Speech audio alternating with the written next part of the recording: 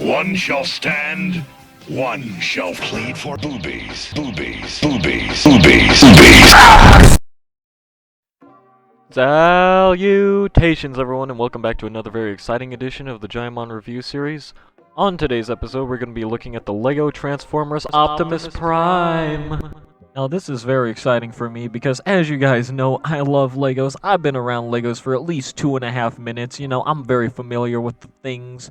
And you guys know I kind of like Transformers at least a little bit. Not that much, not too much, but you know. And I'm very excited to have this here. Now the cool thing about this Lego set is that it actually converts into the truck mode without you having to rip it apart and put it back together like you did with the Legos when you were a kid. Ain't that some shit? It's got 1508 pieces. Ain't that some shit? It's got ages 18 plus because, as we all know, if you're under the age of 18, you can't play with Legos. Everyone knows that. Every rookie knows that. Legos are an adult hobby only, and if any of you out there have ever played with Legos before the age of 18, well then you're a felon, you're a convict, and we're coming for you. And we're probably going to take your V-Bucks too. You disgust me. On the front of the box here, we got a thick picture of Lego Prime himself, and he looks pretty good. I can't tell you how excited I was when I first saw him on that box. I saw him there and I was like, that does look like Optimus Prime.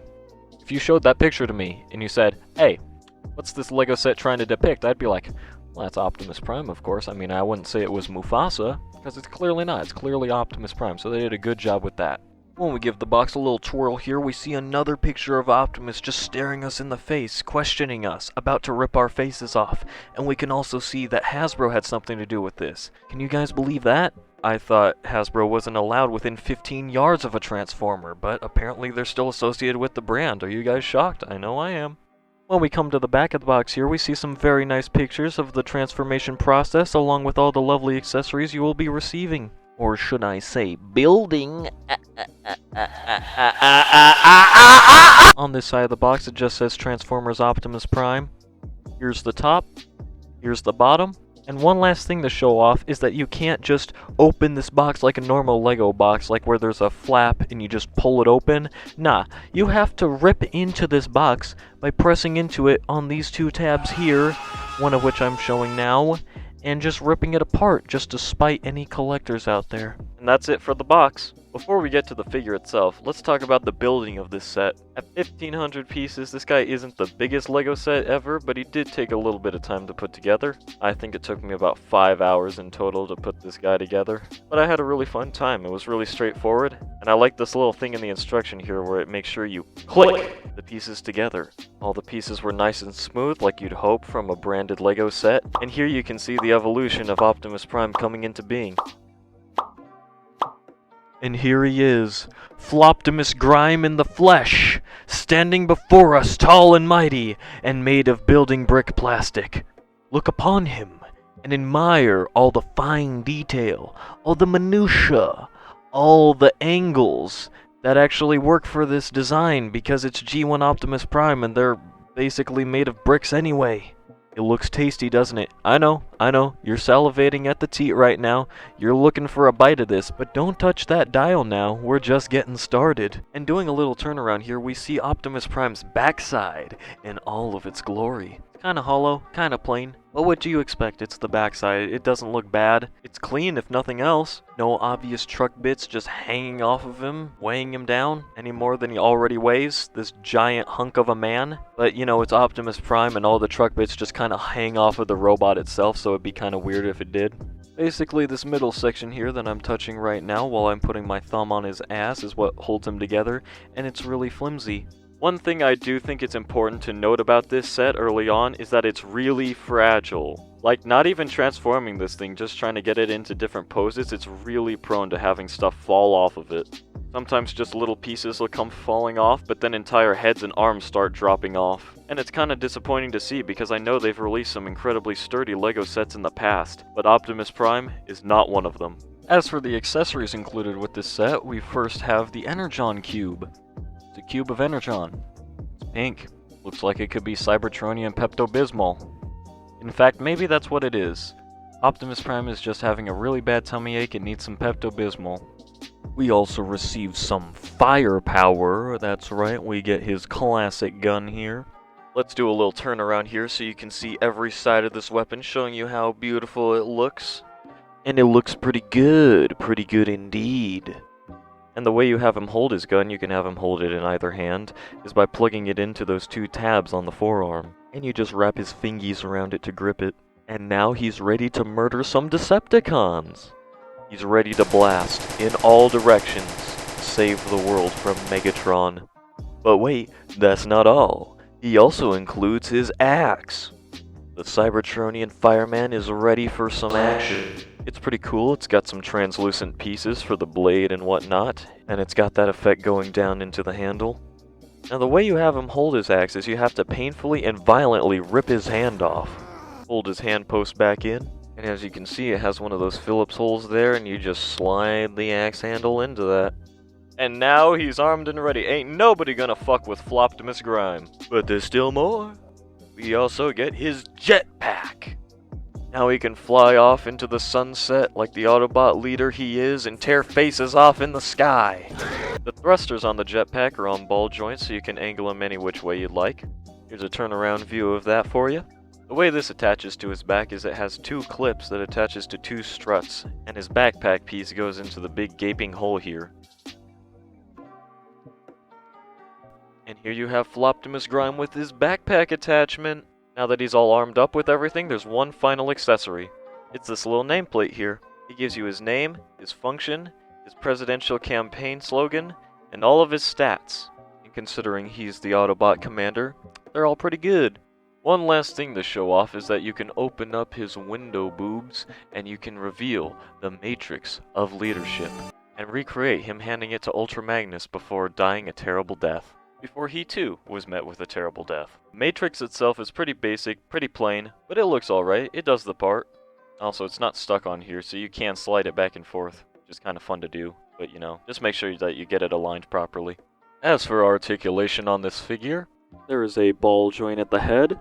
You can look up that far and look down really far. His antennas can articulate, in case that's something you needed to have happen. So you can have him looking like this, of course. You can have him looking like an old 1950s television set. Arm can do a 360 on a nice ratchet joint. It can move in and out on that joint. The arm can move backwards on this joint here. Can rotate 360 on the elbow on another ratchet joint. And the elbow can bend 90 degrees on that ratchet.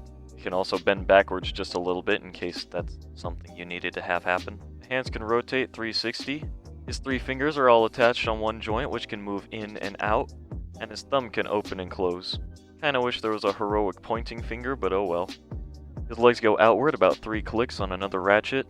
If you move his front skirts out of the way, you can get about a 90-degree kick, but good luck actually getting him to hold that pose. You get a swivel at the knee. No bend or anything at the knee, that's all it does, it just swivels. Which kinda sucks as it limits posability, but oh well, what are you gonna do about it? As for the feet, he's got some tiltage on a ball joint there.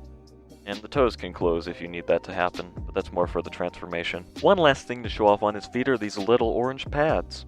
They're made out of a soft kind of rubbery material, kind of like the same things that earplugs are made out of. And they're there to reduce friction when he's standing, which is a pretty cool addition. Now, for a size comparison, here he is next to another Lego vehicle, the Lego Mustang, Evasion Mode Optimus Prime, Battle Blades Optimus Prime, Deluxe Class Studio Series Barricade, and Zoe. I would have compared this thing to my Leader Class Optimus Prime, but unfortunately that thing snapped in half, so that's not happening. Alright, now, you get down to transformation, we need to remove all of his accessories and put his hand back on, and then you just have to be gentle and take it easy from there.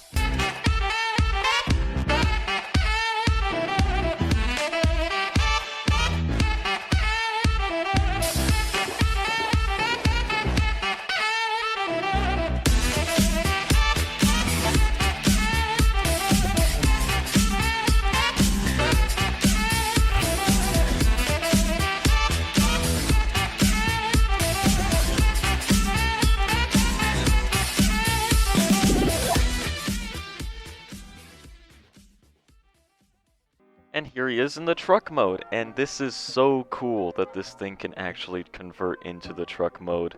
Like, it's not that complicated of a transformation and the engineering isn't out of this world, but it's just so cool that it has that feature at all, you know what I mean? The truck looks exactly like how you'd want it and expect it to look. Just the typical G1 Optimus Prime truck, and I love it. I wonder what he listens to on the radio in there. It also comes with this alternate front bumper to make it look more like the truck, but I don't care to swap it out. Here's a little turnaround of the cab for you, and I really like how the folded back arms make this section look like windows. I didn't mention it before, but I really like how a lot of these pieces are painted silver as opposed to it being stock gray plastic. It just adds this layer of value and makes it feel a bit more premium, especially considering mainline Transformer toys are lacking in the paint department these days. And here's the back of the truck, and hello. There is no way to get rid of that either. If you try and turn the head around before the transformation, then the panels won't close properly. So there's just perpetually a giant robot head staring at the people in the cars behind him. But that's not going to be a problem for him because he rolls really well. Plus, you can store his rifle on the bed of the truck by folding the handle down and putting it here like this. So now, not only is there a giant robot head staring at the people in the cars behind him, but also the barrel of a gun. I guess that's how he keeps his cover and makes sure no one in the cars behind him tell anyone. It's kind of weird that only the rifle can store back there, and nothing else can. I don't know why only specifically the rifle can, but okay, sure, whatever. For another size comparison, here he is with the Ford Mustang, Evasion Mode Prime, Battle Blades Prime, Deluxe Barricade, and Zoe. Overall, I really do like this set. It looks exactly like how you'd want him to, and the accessories just make him look that much more dynamic. Transforming him can be a little bit fiddly just due to how fragile he is, but the truck mode looks really awesome, and I really do like it. I wish he had a bit more articulation, especially in the legs, because as not having any sort of knee joint whatsoever is kind of limiting on the posability. But really my biggest complaint for this figure is how fragile it is. It was really frustrating trying to transform this thing the first time just due to stuff that would keep falling off. This is the kind of figure that you really want to get your hands on and start playing with, but then you don't want to play with it because anytime you try and play with it, just stuff falls off. The main thing that doesn't work is the waist. I really wish there was another piece keeping it together because as you saw earlier, it was getting really loose, and that's a consistent problem with the waist. It's only attached to the upper body in a single place, which is a disc. And due to how heavy the upper body is and the disproportional weight, it has a tendency to come out of place super easily. Which means that one minute you could just be trying to pose Optimus Prime, but then his torso falls off and then his ass shatters. This legit happened once. His upper body fell the length of his body, so it wasn't even over the floor or anything, it just fell the length of his body to the ground, and it shattered his head. And that was just disappointing, really. But even still, those are still relatively minor complaints, and it's easy to look past them in the end. The accessories look great, and this thing really is fun to handle, and I do really like it a lot. Overall, I give Lego Optimus Prime an 8 out of 10. In conclusion, I feel like I've been giving lots of 8s, so let's speedrun some scores that aren't 8s. This guy, 5. This guy, 6. This guy, 9.5. This guy, 9.9. This thing, 2. And even that is generous.